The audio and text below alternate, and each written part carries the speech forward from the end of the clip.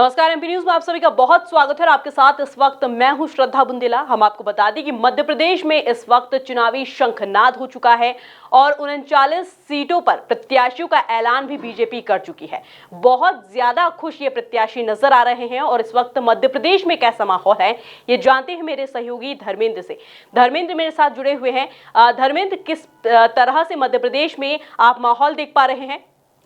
देखिए, मैं आपको बता दूं, पहली बार जिस प्रकार से विधानसभा चुनाव की तैयारियों के पहले जो चुनाव का बिगुल काफी समय पहले बच चुका था, लगातार बैठकों का दौर जारी था। केंद्रीय समिति के जितने सदस्य थे या फिर हम केंद्रीय मंत्रियों की बात करें, जो बड़े नेता जैसे बात करें हम जेपी नड्डा और उनके साथ साथ अमित शाह, ये लगातार मध्य प्रदेश के दौरों पे थे और यही माना जा रहा था कि चुनावी बिगुल तो बच चुका है। बीजेपी की तरफ से और कांग्रेस की तरफ से, दोनों ही जो पार्टियां हैं उनकी तरफ से यहाँ पर चुनावी बिगुल बच चुका था। लेकिन किसी को नहीं पता था कि सबसे पहले बीजेपी इस उम्मीदवार की घोषणा में सबसे पहले बाजी मारेगी, क्योंकि काफी समय अभी बचा है, तकरीबन 3 महीने का समय फिलहाल अभी चुनाव का शुरू होने में बचा है। लेकिन बीजेपी ने सबसे पहले आचार संहिता लगने के काफी पहली बार ऐसा हुआ है कि बीजेपी ने अपने उम्मीदवारों की घोषणा इतनी जल्दी की है, जिससे लेकर जो विरोधी खेमे हैं उनमें भी हलचल यहाँ पर बनी हुई है कि बीजेपी ने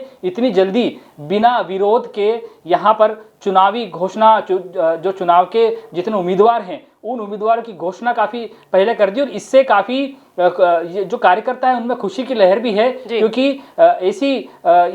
ऐसा माना जा रहा है कि जो ऐसी सीटें हैं जो काफी कमजोर थी, उन सीटों पर जल्दी से जल्द यहाँ पर जो उम्मीदवारों की घोषणा करना, एक जो कार्यकर्ता है उसमें कहीं ना कहीं संबल बनाने की, कार्यकर्ताओं में उत्साह बढ़ाने को लेकर यहाँ पर सबसे पहले जो बीजेपी के प्रत्याशी की घोषणा यहाँ पर की है, वो काफी यहाँ पर जितने भी उम्मीदवार हैं उनके साथ साथ जो कार्यकर्ता है वो काफी खुश नजर आ रहा है और काफी उत्साह भी कार्यकर्ताओं में देखा जा रहा है। बिल्कुल। लेकिन धर्मेंद्र, जिस तरह से 39 सीटों पर प्रत्याशियों के नामों का ऐलान कर दिया है, कहीं ना कहीं कहा जा रहा है कि ये जो सारी सीटें हैं वो कमजोर सीटें हैं और ये जो प्रत्याशी हैं, क्या वाकई में ये जिताऊ प्रत्याशी हैं?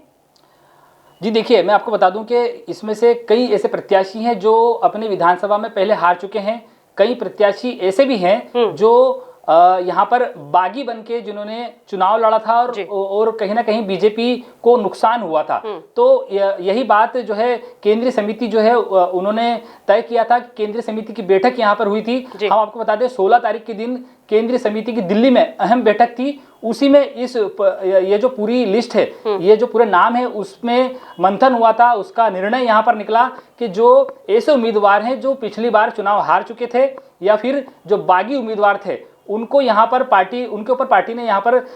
विश्वास जताया है और उनको टिकट दिया है, ताकि, और जल्द से जल्द टिकट भी इसलिए दिया है कि जो ऐसे कार्यकर्ता हैं जो नाराज भी हैं, जिनको मनाने का दौर अब यहाँ पर शुरू हो जाएगा। और जो विधानसभा के जितने प्रत्याशी हैं जो हारे हुए थे, जो बागी थे, उनको काफी समय यहाँ पर मिलेगा कार्यकर्ताओं के बीच जाने का, लोगों के बीच जाने का, और सरकार की जो नीतियां हैं, सरकार की जो योजनाएं हैं, उनको वहां पर लोगों तक पहुंचाने का और समय काफी मिलेगा, क्योंकि यह जो हारी हुई सीटें थी और कुछ बागियों की सीटें थी, तो कहीं ना कहीं पार्टी ने यहाँ पर काफी सोच समझ के यह अहम फैसला इतनी जल्दी यहाँ पर लिया है। बिल्कुल। लेकिन 39 सीटों में किस तरह से महिलाओं का ध्यान रखा गया, क्योंकि काफी समय से हम देख रहे हैं कि लाडली बहना योजना की काफी तारीफें हो रही है और ये योजना भी काफी चल रही है। सीएम शिवराज सिंह चौहान ने भी खूब तारीफ की बहनों की। किस तरह से इन 39 सीटों में बहनों को स्थान मिला? देखिए, आपको बता दूं, मैं 39 जो सीटें फिलहाल यहाँ पर जिसमें प्रत्याशी की घोषणा की है, उसमें 5 महिलाओं को यहाँ पर जो है उम्मीदवार के तौर पर टिकट के लिए खड़ा किया गया है, जिसमें उम्मीदवारों की घोषणा हुई। 5 महिलाएं हैं। तो कहीं ना कहीं यहाँ पर जो मध्य प्रदेश की सरकार थी, जो बीजेपी की जो पार्टी है, उनका जो सीधे सीधे जो मोटिव साफ नजर आ रहा है कि महिलाओं को भी कहीं ना कहीं यहाँ पर तवज्जो दी जा रही है। इसी को लेकर यहाँ तकरीबन 39 सीटों में से 5 ऐसी सीटें हैं जिसमें महिलाओं को जगह दी गई है, और जो काफी यहाँ पर एक बड़ा निर्णय है और महिलाओं को लेके भी एक काफी अच्छा निर्णय यहाँ पर लिया गया, क्योंकि कहीं ना कहीं आने वाले समय में ये जो महिलाओं को लेकर योजना यहाँ पर लागू की गई है, उस योजनाओं को लोगों तक पहुँचाने का, महिलाओं तक पहुँचाने का और दूर दराज के गांव तक पहुँचाने का जो काम महिलाओं ने भी किया है, उसका जो है इनाम यहाँ पर महिलाओं को उनकी उम्मीदवारों की जो लिस्ट है उसमें नाम के तौर पर यहाँ पर मिला है और कहीं ना कहीं पार्टी को इससे आने वाले समय में फायदा ही होगा। बिल्कुल, लेकिन कहा जा रहा है कि ये जो सीटें जिस पर नामों का ऐलान हुआ है, कमजोर सीटें इन्हें कहा जा रहा है। अगर हम बात करें इंदौर के विधानसभा 2 की, विधानसभा 3 की या 4 या 5 की, इन पर कब तक प्रत्याशियों का ऐलान किया जाएगा? क्या दूसरी लिस्ट भी जल्द ही जारी होगी?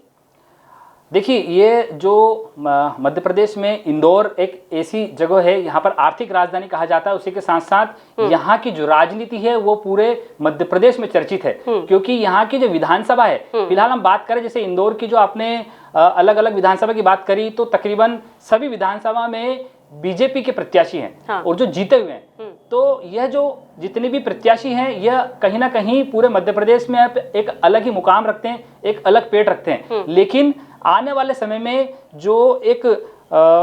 भारतीय जनता पार्टी का एक जो प्रारूप बना हुआ है कि जो युवा प्रत्याशी हैं उनको टिकट देने का, या फिर ऐसे भी कुछ प्रत्याशी हैं जो लगातार काफी कई सालों से जीतते आ रहे हैं, लेकिन उस जगहों पर आने वाले समय में हो सकता है पार्टी अपना उम्मीदवार भी चेंज कर दे, तो उसी को लेकर अभी फिलहाल इसमें कुछ कहा नहीं जा सकता है। हो सकता है कि आने वाले समय में या 15 से 20 दिन या 1 महीने में यह जो उम्मीदवार हैं उनकी भी घोषणा यहाँ पर जल्द की जा सकती है। लेकिन कहीं ना कहीं पार्टी सोच समझकर इस प्रकार के निर्णय यहाँ पर लेगी, क्योंकि इंदौर की जो राजनीति है वो पूरे मध्य प्रदेश में कहीं ना कहीं एक अलग ही मुकाम रखती है और मध्य प्रदेश में आने वाले समय में जो इंदौर के जितने भी टिकट हैं उनको लेकर काफी मंथन भी हो सकता है, क्योंकि अभी माना जा रहा है कि कई ऐसी विधानसभा की सीटें जिसमें विधानसभा के सीटों के साथ साथ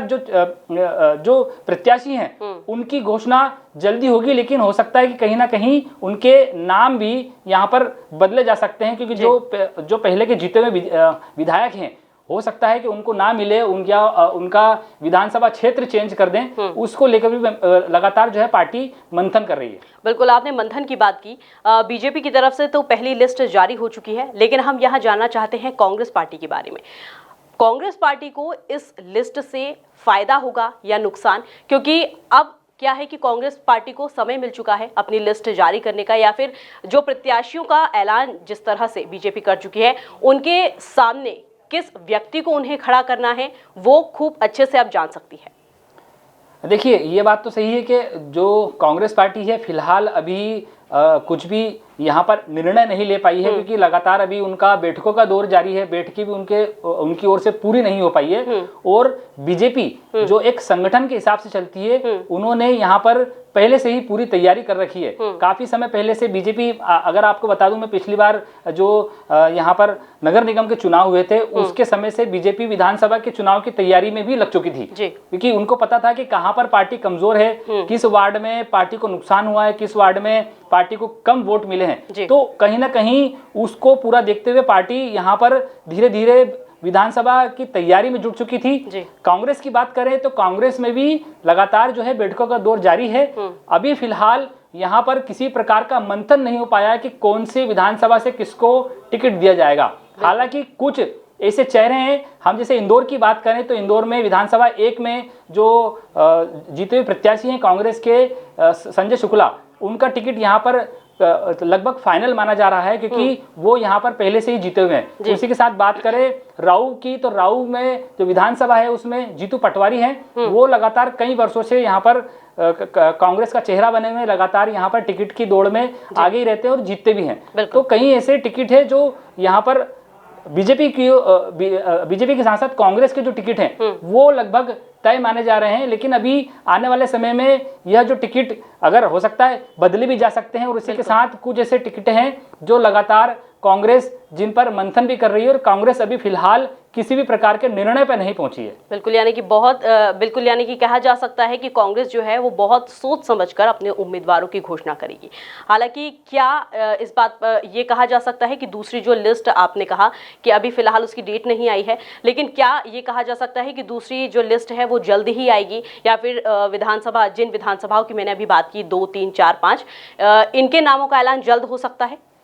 जी हाँ, इनके नामों का ऐलान भी काफ़ी जल्दी हो सकता है, क्योंकि यह जो टिकट तय होते हैं भारतीय जनता पार्टी में, जो टिकट यहाँ पर तय किए जाते हैं, वो जो इनका संगठन होता है, जो केंद्रीय समिति, जो चुनाव की समिति होती है, वो यह पूरे टिकट तय करती है और इसी आधार पर यहाँ पर विधानसभा में टिकट बांटे जा सकते हैं। फिलहाल जो 39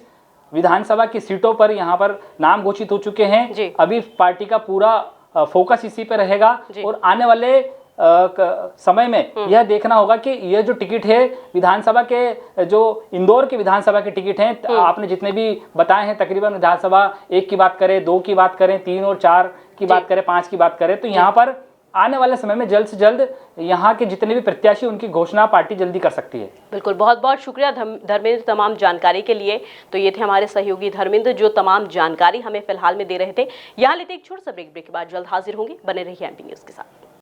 एमपी की नब्ज, एमपी का हाल, मध्य प्रदेश की हर खबर एमपी न्यूज टीवी के साथ। लगातार खबरों के लिए सब्सक्राइब करें हमारा YouTube channel MP news TV. Latest updates के लिए बेल आइकन दबाना जरा भी न भूलें।